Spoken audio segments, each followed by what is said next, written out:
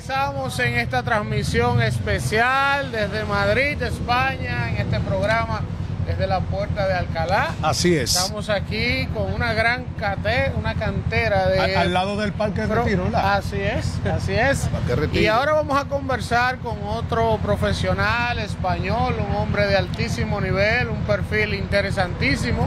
Se trata de José Antonio Álvarez López. Él es empresario, doctor en economía, tiene un PhD evidentemente, profesor interesado en las nuevas tecnologías, la economía y los mercados financieros, la educación y el desarrollo personal, experto en aplicación de procesos tecnológicos en la transformación digital y la disrupción en lo exponencial, inversor, trader en distintos mercados financieros y defensor, oiga esto, Alfredo, Ajá.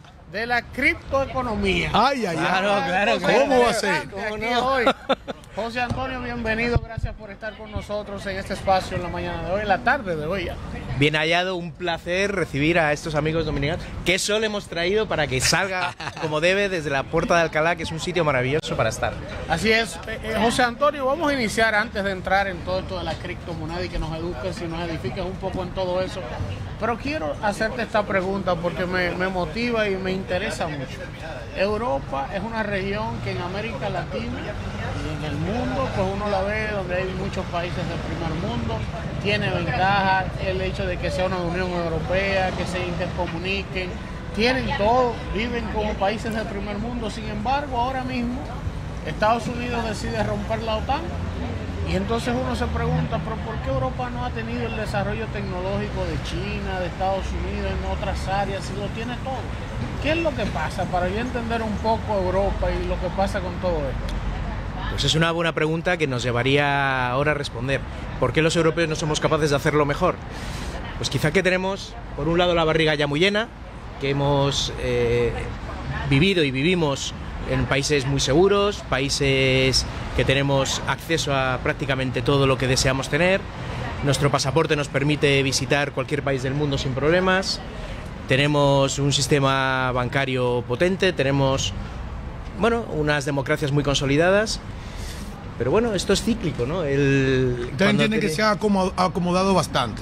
Nos hemos acomodado, sí. Nos han limado las uñas, nos las han cortado y ya no tenemos garras. Pero bueno, que esto es cíclico. La historia de Europa es así. Sí que vinimos después de la Segunda Guerra Mundial, quedó destruida toda Europa y hemos estado 70, 80 años de paz. Y ahora pues nos toca otra vez hacer cosas que hemos delegado en terceros países, en Estados Unidos, en China, y pues nos tendremos que poner. Tenemos también fortalezas y seguro que podemos hacer cosas en ese sentido. Pero estoy de acuerdo contigo, me gustaría que hubiésemos hecho las cosas mejores, pero todavía nos queda vida, ¿no? A mí me quedan 50 años de vida por lo menos, eso mirando a mal, o sea que todavía nos queda recorrido, nos queda partido. Hay vida y esperanza. Hay esperanza, hay que jugar la segunda parte, o la prórroga, no sé, pero nos queda todavía, sí, es verdad. Su opinión sobre esta crisis que se ha destapado en las últimas semanas, que le preguntó Elvin, sobre este enfrentamiento que tiene Trump con estas economías que han sido históricamente aliadas. Estamos hablando de Dinamarca, el caso de Groenlandia, estamos hablando del caso de Alemania, de Francia, de Holanda, de todos estos países importantes en términos de desarrollo y económicamente, que forman parte, algunos del grupo de los G10, algunos de los G20 y todo eso. Entonces, esta confrontación en este momento, hemos visto las amenazas con penalidades, por ejemplo, como es el caso de Francia, que inmediatamente al gobierno que encabeza Emmanuel Macron está hablando de aumento hasta de un 200% en los aranceles. Han sido la política que él ha tomado de fuerza para tratar de doblegar a otros países, porque Estados Unidos es el gran mercado de consumo y el gran mercado al cual casi todas las economías quieren exportar.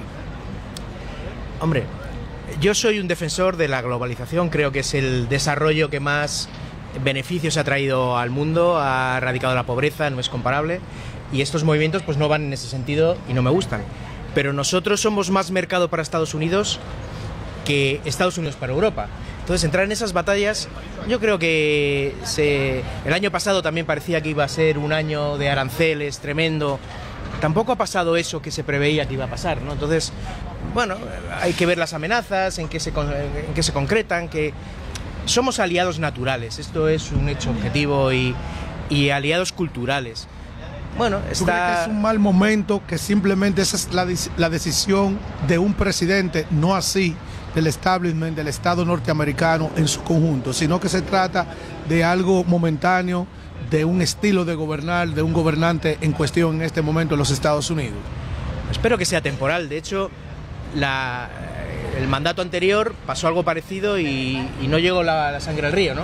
Esperemos que sea temporal. Sí que es verdad que hay mucha más incertidumbre. En el momento que estamos grabando, los mercados se resienten, la volatilidad se ha disparado, pero aún así seguimos en máximos históricos. Es decir, cómo de mal estamos respondiendo a estas, bueno, no sé si amenazas o estas discusiones. Se han hecho casualmente un día de fiesta. Ayer fue fiesta en Estados Unidos, los mercados cerrados. Bueno, yo creo que en el largo plazo se genera volatilidad, se mueven, pero en el largo plazo estamos tranquilos.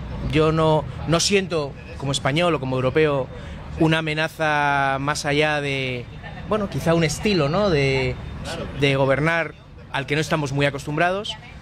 Pero quiero ser optimista, no le veo... Hay elecciones en Estados Unidos al final de las midterm en noviembre.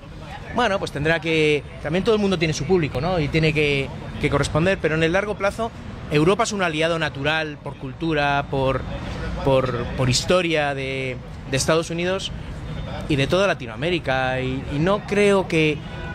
Comparativamente no creo que estemos los peor situados en la fila. No soy pesimista, en absoluto lo soy. Sí que es verdad que podríamos estar mejor, ¿no?, como siempre. Pero no soy pesimista, no creo... Los números no dicen que vamos mal. Los mercados, que son muy sensibles, caen un día, luego suben, y es que estamos Standard & Poor's en máximos, oro en máximos, Bitcoin cerca de máximos. Bueno, pues cuando llegue, llegará. Nilda. Bienvenido, mi querido, qué gusto tenerle con nosotros. Hablando de criptomonedas y esto que ha venido pues a revolucionar de algunos años para acá los sistemas económicos, pero también eso ha venido muy ligado a grandes niveles de estafas. Entonces, ¿cómo poder promover un sistema financiero a través de criptomonedas cuando se han hecho intentos a través de algunos países de ver cómo se introduce esto al sistema económico y ha dado el traste con estafas, demás, pérdidas de grandes billeteras de criptomonedas? Entonces quisiéramos que usted nos pudiera hablar un poquito más sobre eso. Pues yo a la solución de los problemas económicos le doy siempre una palabra en mayúsculas, que es educación. La educación es la solución para la productividad, la solución para las pensiones, la solución para los sistemas financieros y también para las criptomonedas. Sí que es verdad que ha habido grandes estafas, como las ha habido en la historia del mundo, en todas las disrupciones, todo lo nuevo. De hecho, mi tesis doctoral iba de eso, de innovaciones disruptivas, y lo que hay que hacer es educarse, aprender a manejarlas. Bitcoin, el sistema de Bitcoin, no ha sido hackeado todavía, y lo han intentado, pero no lo han tocado. No es estable, es robusto, es inembargable, inconfiscable, es decir, tiene grandes ventajas. ¿Qué hay que hacer? Aprender a manejarse en esos terrenos. Porque hay estafas, también ha habido estafas en el mundo financiero, sí, claro, históricamente. Fuera de la ciberseguridad. Y en las viviendas, y en las preferentes. Hay corrupción en todos lados. Sí, aquí porque nosotros acuñamos mucho, que es parte de la pregunta de nuestra compañera Nilda, sobre la ciberseguridad de estos sistemas cuando tú adquieres estos productos. Entonces, a lo que... pueden ser vulnerables. Entonces, él dice de manera correcta, pero espérate, han habido también fraude en otros casos que nada tienen que ver con estos elementos informáticos, tecnológicos, ni criptomonedas, y es una realidad. Sí, hay que tener cuidado, es un nuevo mundo tecnológico. Yo creo que se están creando dos grandes colectivos, el que está en el mundo tecnológico y el que no. Y al que no hay que aprender, porque todo es tecnología. La verdad que es ponerle barreras al campo, discutir con el aire que respiramos, ¿no? El mundo financiero se va a apoyar en la criptoeconomía, el mundo es tecnológico cada vez más, todo se reserva... Y la delincuencia organizada de los grandes carteles, porque hay de conocimiento de muchos de que han habido en lo que es el crimen organizado, que a través de la criptomoneda, por ejemplo, se ha dicho que grandes cargamentos, por ejemplo, se han pagado a través de criptomonedas. Sí, y probablemente sí. y financiamiento hasta del terrorismo. Efectivamente, y también con el dinero en Suiza, y también los bancos suizos en la final de la Segunda Guerra Mundial, pues se quedaron con el dinero de los muertos. No sé, o sea, que es que esto es como todo. O sea, es que no es más problema que otro. Lo que hay que hacer es aprender a manejarse y aprender. De todas maneras, esta discusión, o este comentario, si lo tenemos dentro de unos años, es que es algo que está ahí. ¿Por qué? Porque tiene grandes ventajas. Quizá en un país tan bancarizado como está España o toda Europa no tenemos problema, pero hay países donde esto no sucede, donde no tienes garantía de moneda, con devaluaciones de moneda tan exageradas como tenemos. ¿Cuántas monedas fuertes hay en el mundo? ¿8, 10? Ya me estoy yendo mucho. Quizá menos. Que las demás, ¿qué son? Son monedas locales. Pues bueno, tenemos una moneda que puede ser no local y que puede utilizarse sin demasiada devaluación. Hablo de Bitcoin. La criptoeconomía es algo más, porque lo bueno que tiene la criptoeconomía, y esto sí que vais a estar de acuerdo conmigo, es que los costes de transacción, el coste de hacer las operaciones es cero. Y como el coste es cero, todo eso va a la productividad de la cosa. ¿En algún momento pudiera ser regulado eso? Está muy regulado en Europa. En Europa tenemos una regulación relativamente novedosa que se llama MiCA, que regula los activos, los criptoactivos, y está bastante definida. Es Estados Unidos el país que no se ha adherido a este tipo de normativa, pero tiene una parecida. Pero en los grandes países, en las grandes regiones del mundo, se está regulando. En Europa está bastante regulado. Nos hacen un KYC, es decir, un explicar quién es el cliente cuando se mueve cualquier transacción. Yo, que me dedico a impuestos personales también, hay que enviar, si tienes más de 50.000 euros fuera de España, en activos, en criptoactivos, hay que rellenar un documento, que por cierto estamos en fecha de eso. Hay que incluir la declaración de la renta en una casilla específica. Es decir, que en España está bastante regulado. En España y en Europa en general, ¿no? José Antonio, vamos con John. Perdón, José Antonio. que me enrollo, perdón. Sí. Bueno, quisiera saber cómo funciona esto de la criptoeconomía, la criptomoneda. Los bancos centrales, por ejemplo, de los países desaparecerán. ¿Quién va a ser el rector de esta criptomoneda? ¿Quién la va a regular para evitar la generación de inflación masiva? Y ahí mismo, John, y perdona, ¿cuáles son las ventajas, por ejemplo, para un país como República Dominicana de adoptar la criptomoneda como una moneda paralela o definitiva? Por ejemplo, El Salvador, Bukele lo intentó. O sea, ¿cuáles son esas ventajas competitivas que tiene este modelo económico frente al tradicional? Así es, tomando en cuenta que él dice, El Salvador lo adoptó, el Bitcoin, que estaba en $92,000 creo que era, bajó a 19,000 en ese momento. O sea, ¿qué garantía hay de que no haya esa fluctuación?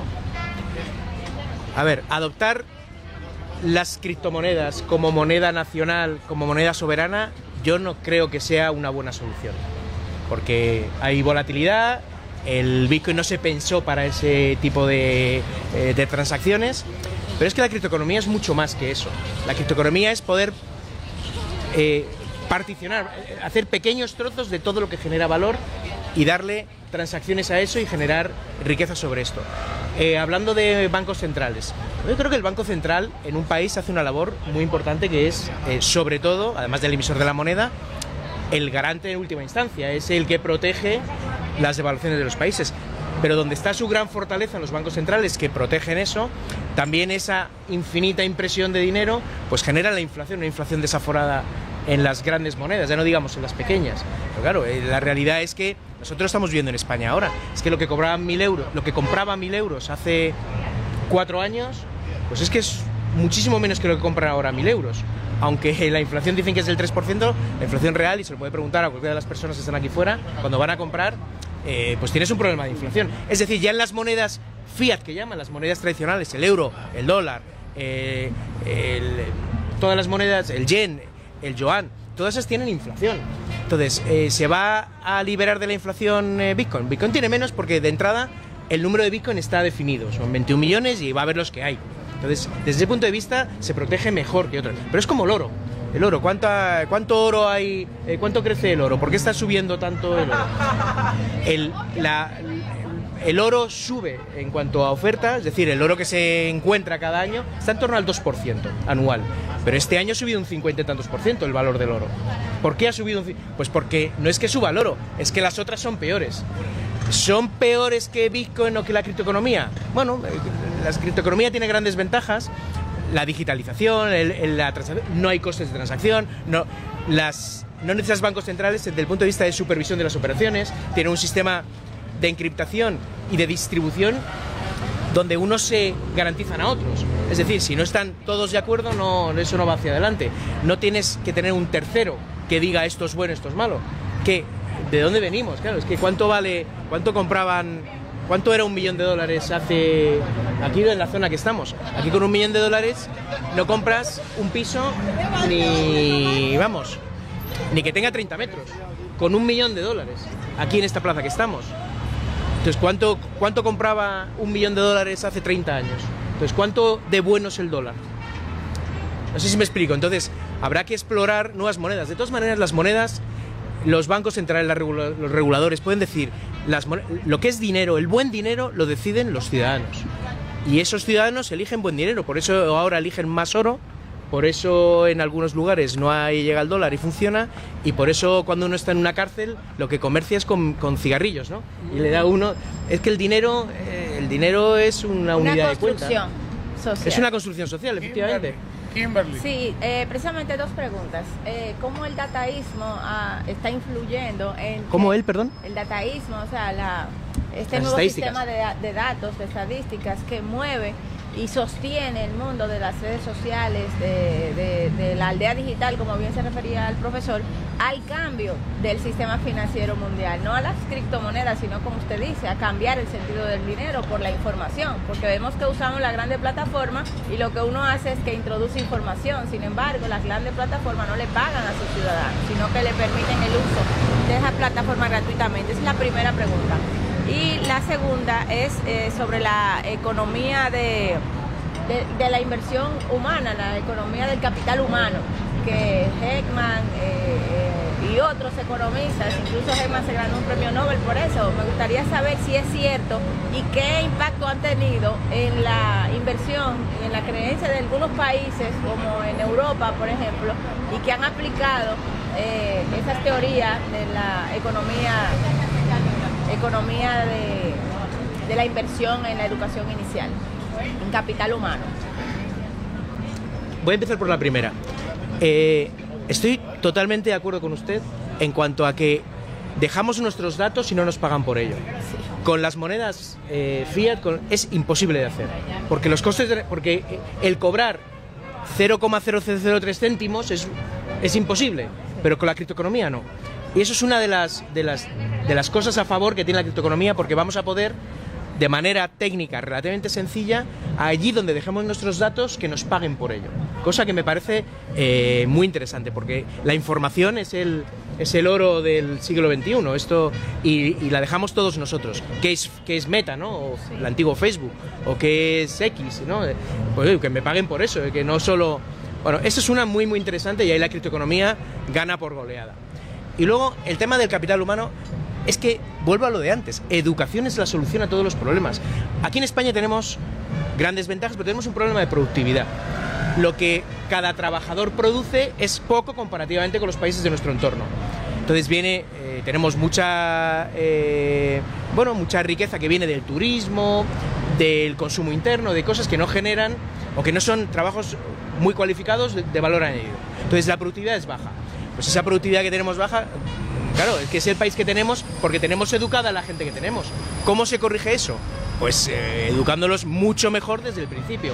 La gente educada es más libre. La gente educada sabe ganarse el dinero. La gente educada no quiere ser funcionario público, quiere ser emprendedor, quiere inventarse cosas, quiere soñarlas, imaginárselas, hacerlas, fabricarlas, venderlas y cobrarlas. ¿Por qué? Porque se vale por sí mismo. La gente mejor educada del mundo, lo estamos viendo en los países del norte de Europa, están en todas partes. Y luego es que además el espíritu latino, y creo que eso lo compartimos como hermanos al otro lado del océano, tenemos un carácter muy, muy, muy, muy bueno. Nos quieren por todas partes. ¿Cuántos? Tú tienes un alemán, un holandés, un francés. ¿Con quién se quedan? Sí. Con el latino. Pues es que resuelve, si es que coge 4 y la máquina vuelve a funcionar. Si es que somos muy, muy, muy creativos, muy buenos. Si además tuviésemos esa capacidad de educación. Mira, un caso muy paradigmático. En España no tenemos premios Nobel de matemáticas, pero es que ni cerca no tenemos grandes matemáticos en España. ¿Por qué? Pues no sé, pero algo nos pasa. Pero sí tenemos ingenieros, médicos, literatura. Tenemos gran riqueza cultural cultural, pero no en eso. Entonces, pues vamos a aprovechar en lo que somos buenos, vamos a formar. Y yo creo que la educación debería ser el pacto de Estado de todos los países, y creo que además el español, el idioma, el castellano, eso en común que tenemos, es que va a ser nuestra época. El siglo XXI va a ser un siglo latino, es evidente. Porque es que los otros son los asiáticos, esos juegan su guerra, y los americanos ¿cómo están? Si es que nos vamos a comer seguramente la tortilla entera. Y eso parte de la educación, de una educación que nos tenemos que tomar todos los países mucho más en serio. Y los ciudadanos, las personas, tenemos que entender que eso es importante. Entonces esa será la solución de todos los problemas. Bueno, un aplauso, brillante esta conversación con José Antonio Álvarez López, quien es doctor en economía y nos ha dado una panorámica completa de lo que son las criptomonedas, la criptoeconomía, y también ese cierre espectacular que nos da sobre la importancia de la educación y cómo muchos de nosotros en Latinoamérica somos súper talentosos de manera empírica para muchas cosas, que si tuviésemos un acompañamiento educativo adecuado, fuéramos genios en la educación inicial, sí, ¿no? Muchísimas gracias, José Antonio, por haber estado con nosotros. Gracias a los oyentes y gracias por estas iniciativas, que son muy buenas. Bueno, pues vamos a un contacto en este programa especial y ya nos queda la parte complementaria desde la Puerta de Alcalá, aquí en Madrid, España.